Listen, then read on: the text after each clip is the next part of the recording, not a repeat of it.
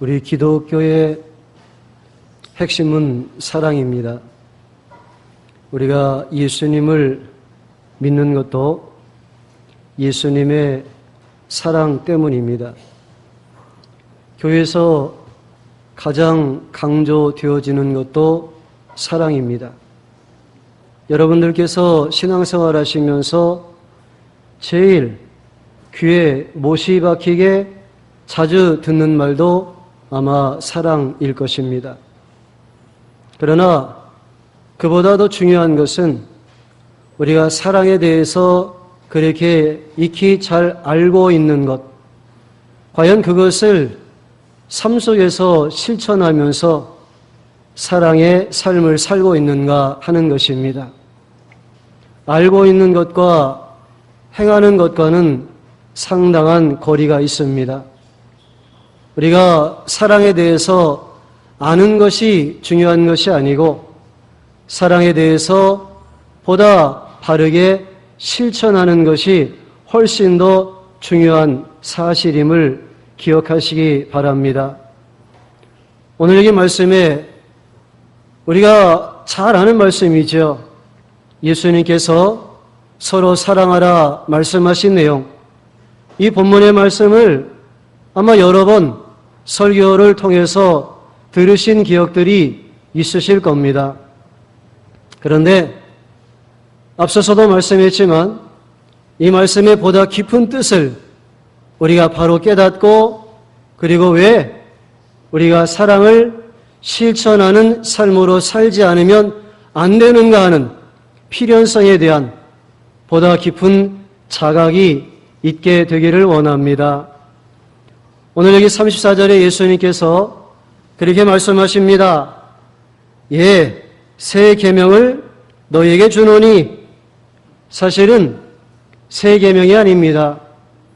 예수님이 새롭게 말씀하시는 계명의 말씀이 아닙니다. 사랑하라 하는 말씀은 예수님 오시기 전에 구약 성경에도 이미 많이 강조되어 있습니다. 구약 성경에도 원수를 사랑하라 하는 말씀도 있습니다. 그런데 예수님이 왜 새 계명이다 그렇게 말씀하셨을까요? 그 의미가 있습니다. 예수님 당시에 유대인들은 대부분이 율법적인 유대인들이었습니다. 유대인들이 율법적인 유대인이라 하는 말은 율법에 매여 있었다는 사실을 말하는 겁니다. 율법에 매여 있으면요, 진정한 사랑을 실천할 수가 없습니다.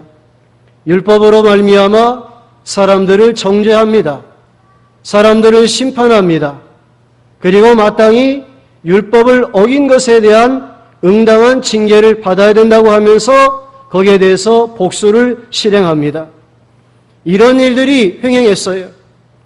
그렇기 때문에 예수님께서 근본적으로 율법의 정신이 그것이 아닌데 오히려 율법의 정신을 오해해서 잘못 행하고 있는 당시의 유대인들을 향하여 지금까지 너희들이 알고 있었던 율법의 정신은 그것이 아니다.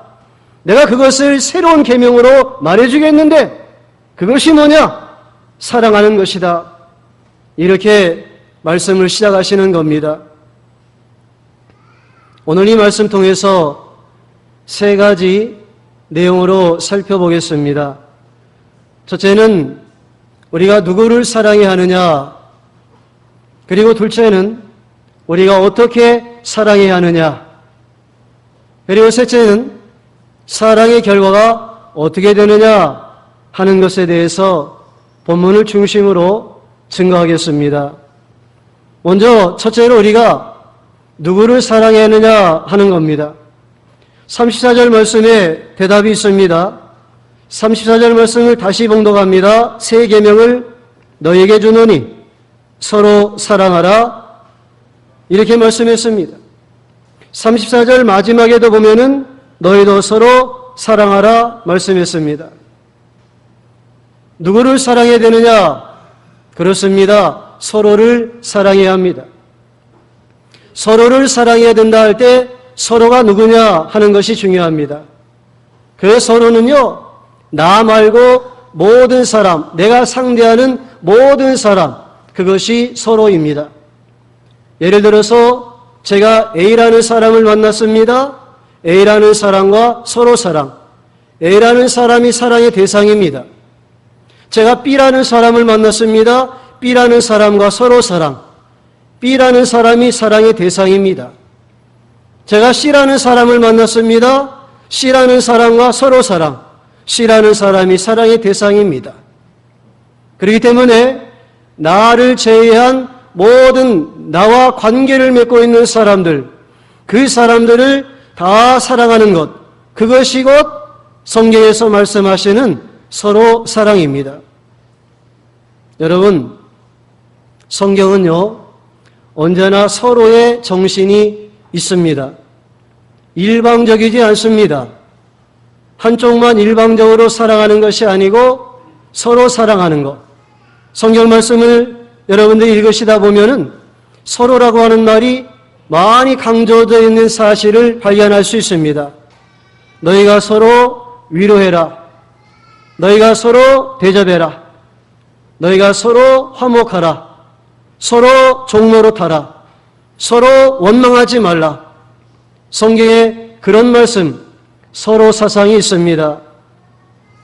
오해하시면 안 됩니다. 예, 부부간에도 남편이 아내를 사랑하는 것만 성경의 명령이 아닙니다. 아내가 남편에 대해서 순종하는 것도 성경의 명령입니다. 자식이 부모를 공경하는 것만 성경의 명령이 아닙니다. 부모도 자식을 노엽게 하지 않아야 될 의무가 있습니다. 모든 것이 성경은 치우치지 않습니다. 균형이 있습니다. 서로의 정신입니다. 어떤 사람이 저한테 와서 그런 이야기를 했습니다. 목사님, 저는요, 그 사람이 밉지 않은데요, 그 사람은 저를 미워하고 싫어하는 것 같아요. 그래서요, 저도 점점 그 사람이 미워지려고 그래요. 사랑해야 되는데 그 사람이 제 사랑을 받아주지 않는데 어떻게 해야 돼요? 그래도 사랑해야 돼요? 마음속에 저도 미움이 싹트기 시작하는데 어떻게 해야 되죠? 그런 질문을 받았습니다. 그런데 성경에서 말씀하는 사랑은요, 바로 그럴 때 사랑입니다. 내가 사랑하는데 상대가 나를 사랑하지 않는다? 그래도 내 입장에서는 서로 사랑하라 했으니까 상대에 대한 사랑의 의무가 있어요. 그래도 사랑하는 거예요. 나를 사랑하는 사람을 사랑하는 것은, 이것은 예수 믿지 않는 사람들도 할 수 있는 일입니다. 어떤 면에서 그거는 사랑이 아니에요. 그건 지극히 자연스러운 반응이에요. 사랑이 왔으니까 사랑이 가는 거, 너무나 자연스러운 현상 아닙니까? 그런데 사랑이 오지 않는데 사랑이 간다는 거, 사랑을 준다는 거, 바로 이것이 예수 믿는 사람들이 할 수 있는 일입니다. 사울은 다윗을 미워했습니다. 다윗에 대해서 시기하고 다윗에 대해서 죽이려고 여러 번 그렇게 시도를 했습니다. 그러나 다윗은 사울을 미워하지 않았습니다. 자기를 미워하는 사울에 대해서도 얼마든지 보복할 수 있는 기회가 있습니다. 2번씩이나 사울을 해치울 수 있는 절호의 찬스가 왔었습니다. 부하들도 이것은 하나님이 주신 기회라며 해치우자고 그렇게 말했지만 다윗은 끝까지 사울에 대해서 사랑의 마음으로 행했습니다. 그렇기 때문에 결과가 어떻게 됐습니까? 하나님이 사울은 버리셨지만 다윗은 세우셨습니다. 하나님이 사울은 망하게 하셨지만 다윗은 형통하게 하셨습니다. 하나님이 사울의 집은 저주를 받게 하셨지만 다윗의 집은 계속해서 복이 임하게 하셨습니다. 그러므로 우리도 사랑할 수 없는 사람 사랑해야 합니다. 나를 미워하는 사람까지도 사랑해야 됩니다. 여러분들, 정말이지 마음속에 한 사람도 미워하는 사람이 있어서는 안 됩니다. 한 사람도 미워하는 사람 두지 마시고 여러분들께서 상대하시는 모든 사람에 대해서 이 서로 사랑하라 하신 말씀을 지키셔서 사랑으로 행하시기를 바랍니다. 그러면 우리가 어떻게 사랑해야 되죠? 어떻게 사랑해야 합니까? 사랑의 모본이 있습니다. 사랑의 모본은 예수님이십니다. 오늘 여기 34절의 말씀에 예수님이 그러셨습니다. 새 계명을 너희에게 주노니 서로 사랑하라. 그 다음에 어떻게 사랑하냐? 내가 너희를 사랑한 것 같이, 내가 너희를 사랑한 것 같이 너희도 서로 사랑하라 그랬습니다. 예수님이 사랑하신 것 같이. 예수님의 사랑을 깊이 묵상해 봅니다. 우리 예수님의 사랑이 어떤 사랑인가 생각해 봅니다. 우리 예수님의 사랑은요, 이타적인 사랑입니다. 세상에서 우리가 믿지 않는 사람들에게서도요, 사랑이란 말을 참 자주 듣습니다. 드라마를 보셔도 사랑이란 말을, 영화를 보셔도 사랑이란 말을, 유행가를 들어도 사랑이란 말을 얼마나 많이 강조하고 있습니까? 그런데요, 예수님을 믿지 않는 사람들의 일반적인 사랑은요, 그거는 왜곡된 사랑입니다. 거의가 다 이기적인 사랑입니다. 자기중심적인 사랑이에요. 그래서 그 사랑의 결과가 오히려 고통을 수반하는 일이 많이 있습니다. 우리 예수님의 사랑은 이타적인 사랑, 철저하게 다른 사람을 위해서 자기를 내어주신 사랑입니다. 그래서 진짜 사랑은 머리로써 하는 것이다 하는 말이 있습니다. 여러분들 일상적으로 알고 계신 말과 다르죠? 진짜 사랑은 머리로써 한다 그런 말이 있어요. 어떤 사람이 사랑에 대해서 이야기를, 사랑이라고 하는 것은 마음에서 우러나야 하는 거야. 물이 아래로 흘러내려가는 것처럼 마음에서 자연스럽게 사랑이 우러나서 그래서 그 사랑으로 사랑을 베푸는 거야. 그게 사랑이야. 이런 이야기를 했습니다. 제가 반기를 들었습니다. 저는 그렇게 생각하지 않습니다. 만약에 사랑이라고 하는 것이 당신이 말하는 것처럼 자연스럽게 마음에서 우러나서 물이 아래로 흐르듯이 그 사랑으로 다른 사람한테 사랑을 베푸는 것이라고 하면 성경에서는 사랑하라 하는 말씀을 기록할 필요가 없습니다. 제가 그렇게 말했습니다. 자연스럽게 마음에서 우러나는 대로 사랑하면 되는데, 그러면 자기 감정에 따라서 사랑이 나오면 사랑을 하면 되는 것이고, 자기 감정에서 사랑이 나오지 않으면 사랑하지 않으면 되는 거 아니에요? 그러나 성경은 그렇게 말씀하지 않습니다. 성경은요, 사랑하라고 하는 말씀을 누누이 강조하고 있습니다. 무슨 말입니까? 자연스럽게 감정적으로 흘러나가는 사랑이 아니라 예수님의 사랑을 배워서 예수님의 사랑처럼 사랑해야 되겠다는 믿음의 의지를 가지고 자기가 노력을 기울여서 사랑을 실천하라는 뜻입니다. 사랑은요, 진정한 사랑은요, 감정이 아닙니다. 감정은 순간 돌변합니다. 오늘의 사랑이 내일의 증오가 될 수 있고 내일의 미움이 될 수 있습니다.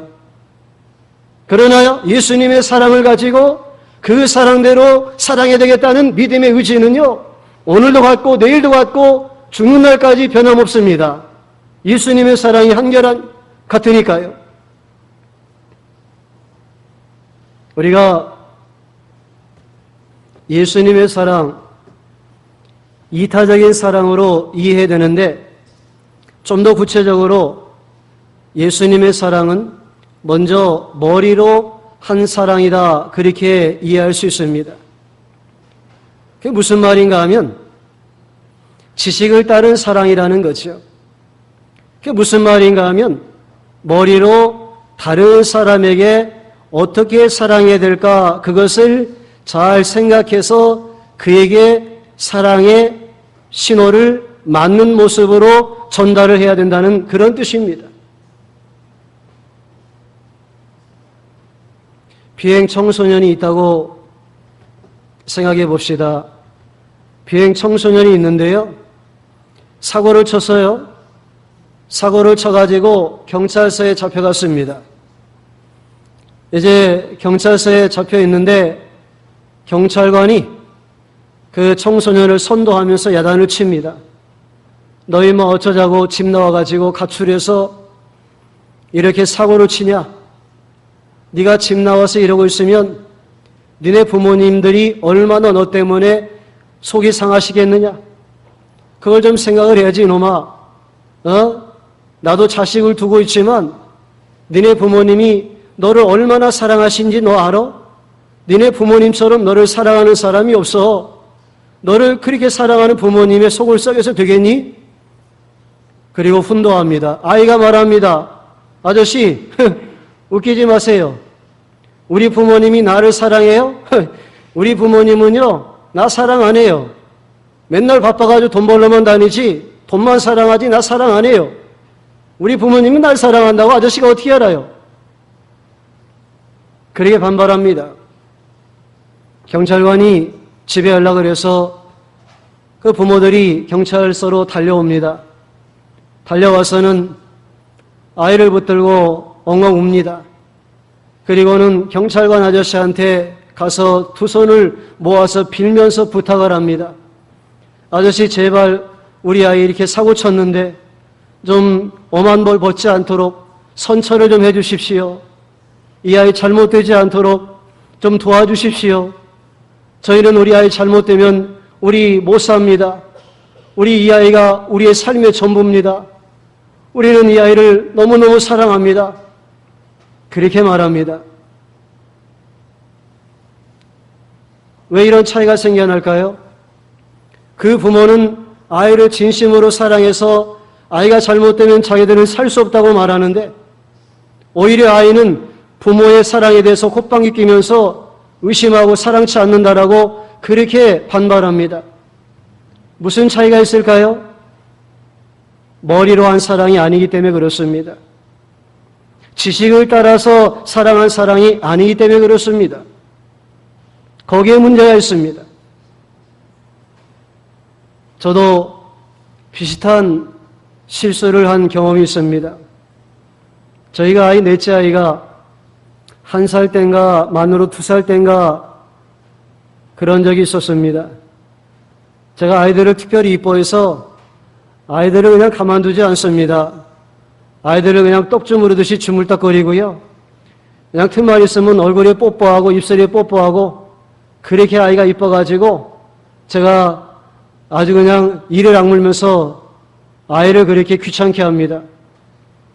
그런데 저희 넷째 아이가 1살 땐지 2살 땐지 너무 이뻐서 그날도 제가 아이한테 뽀뽀를 하려고 갖다 댔더니 아이가 싫다고 고개를 돌리더라고요. 아이가 싫다고 고개를 돌리는데 그런데도 불구하고 제가 아이가 이뻐서 뽀뽀를 하고 싶은 충동이에요. 양손으로 아이의 머리를 꽉 잡고 그리고 못 움직이게 만들고 강제로 가서 아이에게 뽀뽀를 했습니다. 그랬더니 아이가 싫어가지고 제 입술을 깨물어서 터져서 피가 나왔어요. 그 제가 피를 보면서 깨달았습니다. 아이한테 물려서 피를 보면서 뭘 깨달았느냐? 아이를 제가 사랑한다고 그랬죠? 아버지의 마음으로서 아이를 너무너무 이뻐하고 사랑하는 건 사실이지만 그러나 자기중심적인 사랑이었어요. 이기적인 사랑이었어요. 내가 너가 좋은데 내가 너를 사랑하는데 너는 내 딸인데 나는 아버지인데 내가 뽀뽀 좀 하겠다고 그러는데 뭘 피해? 아이가 싫다고 하는데도 그 머리를 붙들고 강제로 뽀뽀를 했단 말이. 제가 그렇게 깨달았습니다. 아, 이기적인 사랑은 반드시 피를 본다. 이기적인 사랑은 반드시 상처를 받는다. 여러분, 사람의 사랑이 이런 한계가 있습니다. 부모의 사랑이라 할지라도 이런 한계가 있어요. 그렇기 때문에 우리가 사랑의 모범, 항상 예수님을 생각해야 돼요. 예수님처럼 나도 사랑해야 되겠다. 예수님은 자기를 위한 것이 전혀 없었지요?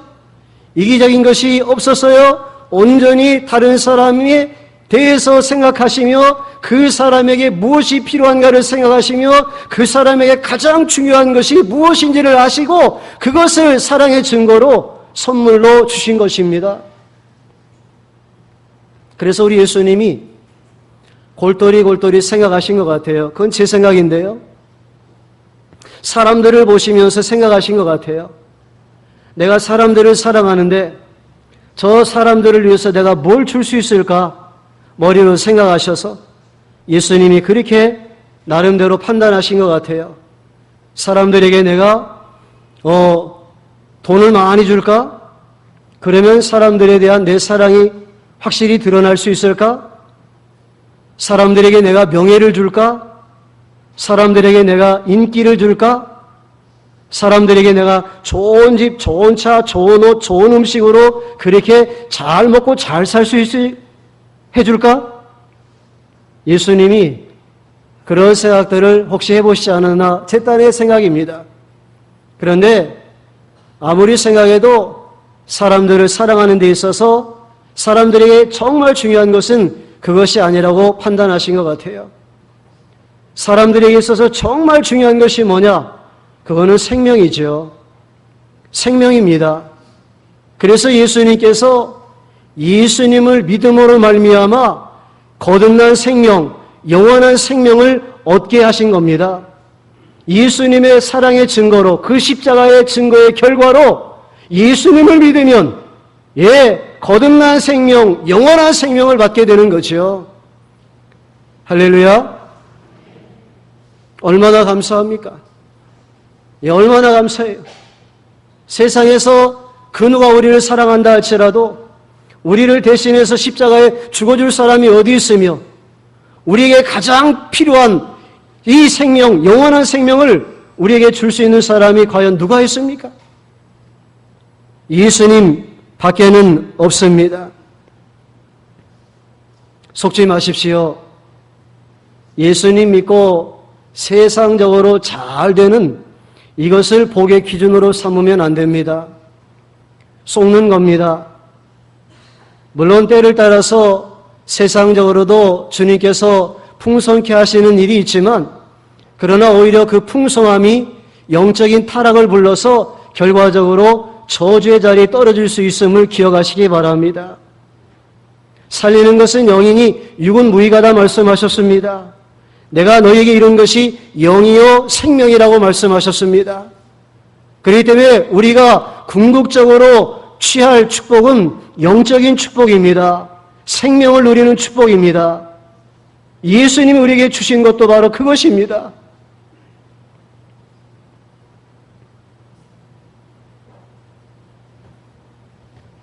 세상적인 것들에 대해서 탐욕에 빠져서 살아가는 사람들, 예수 믿는다 하면서도 여전히 탐욕을 쫓아가는 그런 사람들, 정말 불쌍한 사람들입니다.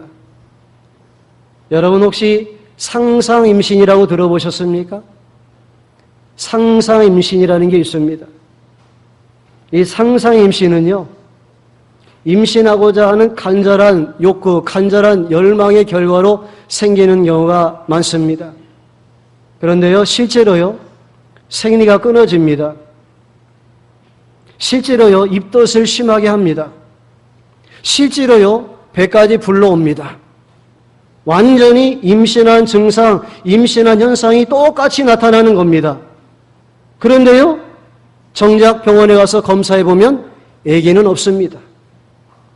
생명은 없습니다. 마치 그와 같은 거예요. 이 세상이 주는 것들에 대한 욕심을 가지고 이 세상 것들을 사랑하면서 그것을 추구하는 사람들, 그것을 통해서 증상이 자기가 원하는 증상으로 드러날 수 있어요. 아, 좋다. 이렇게 많이 가지니까 행복하다. 순간적으로 그런 감정들을, 그런 느낌들은 줄 수는 있습니다. 그러나 정작 그 안에 뭐가 없어요? 생명이 없어요. 생명이 없다고요. 결국 썩는 거지요. 허상이죠. 허무한 것들이죠. 허구죠. 생명이 없기 때문에 그건 다 사실이 아닙니다. 우리 예수님께서 우리를 사랑하신 사랑이 바로 그렇게 머리로서의 사랑, 지식을 따른 사랑이라고 믿으시기 바랍니다. 사랑은 언제나 이와 같이 머리로서 그리고 의지적인 노력으로서 실천되어져야 그것이 바른 사랑으로, 건강한 사랑으로 드러나게 된다는 사실, 우리 예수님을 통해서 우리가 그것을 본받을 수가 있습니다. 세 번째로 사랑의 결과가 어떻습니까? 사랑의 결과는 35절 말씀에 가르쳐 주시고 있습니다. 너희가 서로 사랑하면 이로써 모든 사람이 너희가 내 제자인 줄 알리라. 서로 사랑의 결과는 사람들이 예수님의 제자인 줄을 알게 된다 그랬습니다. 주변에서요, 예수 믿는 사람들을 보니까 예수 믿는 사람들이 사랑이 넘쳐나요. 진짜 예수님의 사랑으로 서로 사랑하는 모습이 그렇게 보여져요. 그러면요, 주변에서 그 모습을 보는 다른 사람들도요, 저 사람들이야말로 예수님 제대로 믿는 사람들이야. 저 사람들이야말로 예수님의 제자들이야. 그렇게 평가해 주는 겁니다. 우리가 주일날이 되면 성경 찬송 들고 예배당에 갑니다.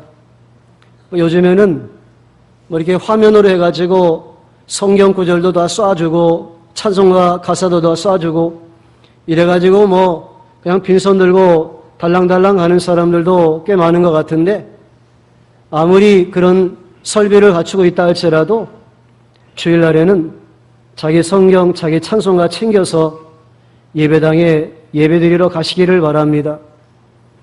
그런데요, 그렇게 성경 찬송가 가지고 예배당에 다닌다고 그것이 예수 믿는 제자의 증거가 아닙니다. 물론 예배 중요하지요. 또 모여서 열심히 성경 공부, 말씀에 대해서 공부하면서 그렇게 자기들 나름대로 은혜를 받는다. 그것이 예수 믿는 사람들의 제자된 증거가 아닙니다. 또 모여서 기도하는 거 중요한 일이지요. 그러나 그것이 예수 믿는 사람들 제자된 증거가 아닙니다. 서로 모여서 교제하고 친교하지요. 중요한 일입니다. 그러나 그것이 제자된 증거가 아닙니다. 서로 교회에서 봉사하지요. 중요한 일입니다. 그것이 제자된 증거가 아닙니다. 나가서 전도활동에 참여하지요. 중요한 일입니다. 그것이 제자가 된 증거는 아닙니다. 우리가 모여서 예비하고 말씀 공부하고 기도하고 교제하고 봉사하고 전도하고 이 모든 일들이 다 중요한 일들이지만, 그러나 성경에 그것이 제자된 증거라고 말씀하신 것은 한 가지밖에 없습니다.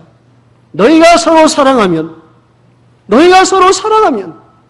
예수 그리스도의 사랑으로 진짜 사랑하면 그 사랑이 있을 때 그 사랑의 모습을 보고 사람들이 제자된 증거를 알게 된다고 말씀하고 있습니다.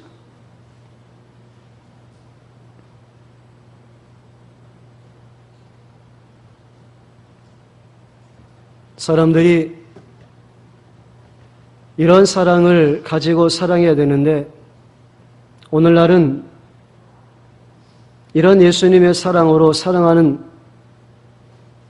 점점 식어지고 오히려 잘못된 사랑으로 열심히 사랑하기 때문에 사람들이 더 고통을 받고 더 인간성이 상실이 되고, 그리고 살벌한 사회가 되어지고 있습니다.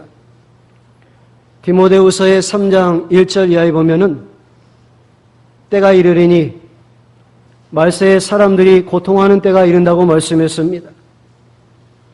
말세의 사람들이 왜 고통합니까? 사랑하는데 고통한다고 말씀하고 있습니다. 분명히 사랑하는데 사랑의 결과가 고통입니다. 왜 그렇죠? 잘못된 사랑이니까 고통입니다. 뭘 사랑합니까? 자기를 사랑하고 돈을 사랑하고 쾌락을 사랑하고 그런 사랑에 빠져서 말세의 사람들이 정신 못 차리고 돌아간다 이거예요. 그래서 그 결과가 고통이 된다고 말씀하고 있습니다.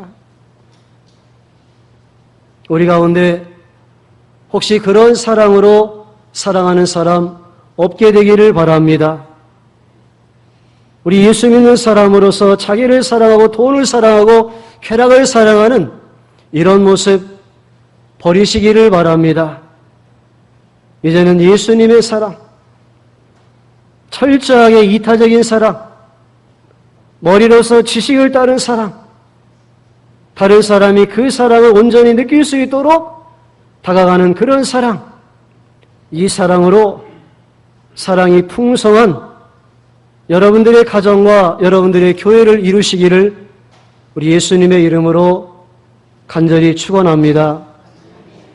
초대교회는 바로 그것이 능력이었습니다. 사도행전에 초대교회에 대한 기록이 나와 있지 않습니까?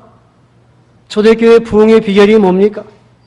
바로 예수님 사랑으로 교회 안에서 서로 사랑이 실천되어졌기 때문에 그렇습니다. 거기에는요, 신분이 높은 사람, 신분이 낮은 사람 차별이 없었습니다.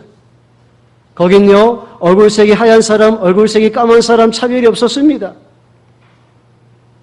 거기에는요, 부자인 사람, 가난한 사람 차별이 없었습니다. 초대교회는요, 모든 성도가 다 예수님의 사랑으로 모여서 유무상통했다 그랬습니다. 있는 자나 없는 자나 높은 자나 낮은 자나, 그렇죠? 예, 어떤 사람이든 간에 다 예수 그리스도의 사랑으로 모여서 예수 그리스도의 사랑으로 떡을 떼며 예수 그리스도의 사랑으로 서로 교제하며 예수 그리스도의 사랑 안에서 교회 천국을 이루었던 것입니다. 그것이 사람들에게 증거가 되었습니다. 야, 저기 봐라.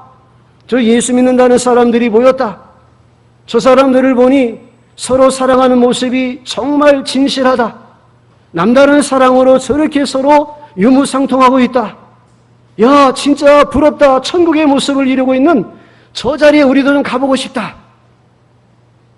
그리고서 자연스럽게 교회가 부흥이 되고 복음의 역사가 흥황하게 된 것을 우리가 살펴볼 수 있습니다. 우리들도 모든 일을 그와 같이 예수님의 사랑 안에서 행할 수 있게 되기를 바랍니다. 어떤 사람이 저한테 와서 그런 이야기를 했습니다. 목사님, 제가요, 어떤 사람이 잘못한 걸 봤는데 그 사람 지금 경우에 맞지 않는 짓을 했거든요. 제가 좀 그 사람 그거 지적해서요, 야단 좀 쳐주려고 그래요. 목사님, 제가 그렇게 해도 되겠습니까? 그런 질문을 해오셨습니다. 예, 하셔도 되는데요. 중요한 거 한 가지만 말씀드릴게요. 그 사람에 대해서 지금 마음에 사랑이 있습니까? 사랑이 없습니까? 먼저 그 사람에 대해서 사랑의 마음이 있으면 지적해서 말씀해 주시고요. 그 사람에 대해서 사랑의 마음이 없으면 절대 지적하지 마십시오. 그렇게 대답해 줬습니다. 나중에 알고 보니까 지적을 안 한 것 같아요. 사랑이 없었던 모양이에요. 그렇습니다. 의를 세워나가는 것도 중요합니다. 잘못한 것 지적해서 바로 잡아나가는 것 중요합니다. 그러나 그거보다 더 중요한 것은 사랑입니다. 사랑입니다.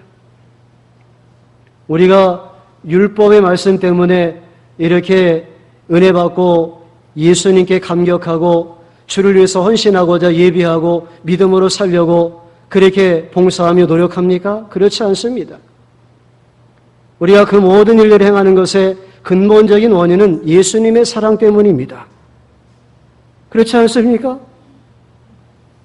저와 여러분들을 위해서 십자가에 피 흘려 죽어주신 우리 예수님의 사랑, 그 사랑이 고마워서, 그 사랑에 감격해서, 그래서 주님을 위해서 살고자 하는 믿음의 마음을 가지고 이와 같이 오늘도 주의 전에 나와 예배하는 것입니다. 기도 가운데 하나님께서 그런 음성을 들려주신 적이 있습니다. 노아키 목사, 네 주님, 사람으로서 말이야 가장 하기 힘든 일이 뭔지 알아? 주님, 글쎄요, 뭔데요? 사람으로서 가장 힘든 일이 이거야. 뭔지 말씀해 주세요. 그거 말이지, 미운 사람 사랑하는 거야. 그런 주의 음성을 들은 적이 있습니다. 미운 사람 사랑하는 거 사람으로서 가장 힘든 일이래요. 저에게 주께서 깨닫게 해주신 거예요. 그런데 주님이 그 다음에도 말씀해 주셨어요. 그런데 나는 그 일을 했거든. 미운 사람 사랑하는 거 했거든. 너도 그와 같이 미운 사람 사랑하는 목사가 되라. 그런 음성을 들려주신 것을 생생하게 기억하고 있습니다. 여러분, 그런 주의 음성을 여러분들도 들으시기 바랍니다. 사랑하고 싶은데 잘 안 되는 분이 계십니까? 내가 진짜 사랑으로 극복하고 싶은데 사랑이 안 되는 분이 계십니까? 먼저 예수님 사랑, 그 십자가 앞에 나가시기를 바랍니다. 예수님이 나와 원수되었던 관계였는데 원수된 나를 위해서 십자가에 피 흘려 죽으셨는데 그 예수님의 사랑을 진짜 내가 믿고 그 예수님의 사랑에 정말로 감사하고 있다면 내가 다른 사람을 사랑하지 못할 이유가 없습니다. 오늘 이 말씀으로 우리가 누구를 사랑해야 하느냐, 또 어떻게 사랑해야 되느냐, 사랑의 결과가 무엇인가 자세히 배웠습니다. 그러나 서두에서 말씀드린 것처럼 우리가 이것을 배워서 알고 있는 것은 크게 의미가 없습니다. 오늘 이 시간 이후로부터 여러분들 마음속에 한 사람도 미운 사람이 없게 되기를 바랍니다. 더 나아가서 그건 소극적입니다. 적극적으로 이제는 모든 사람에 대해서 예수님의 사랑으로 사랑할 수 있게 되기를 바랍니다. 부부 사이에도요, 3가지 단어만 있으면 원만하게 생활할 수 있다고 합니다. 부부 사이뿐만 아니라 모든 사람의 관계에 대해서도 저는 이것이 통한다고 생각이 됩니다. 첫째는 뭐냐면 감사를 표시하는 거예요. 고마워. 고마워 한마디예요. 두 번째는 뭔가 하면 미안해. 자기 잘못한 것에 대해서 사과하는 겁니다. 세 번째, 가장 중요한 겁니다. 사랑해. 사랑해. 표현되지 않는 사랑은 사랑이 아니라는 말이 있습니다. 우리가 적극적으로 예수님의 사랑을 받은 사람이니까 그 사랑으로 사랑을 표현하고 사랑을 실천하는 그런 믿음의 모습으로 살아갈 수 있게 되기를 바랍니다. 기도하겠습니다.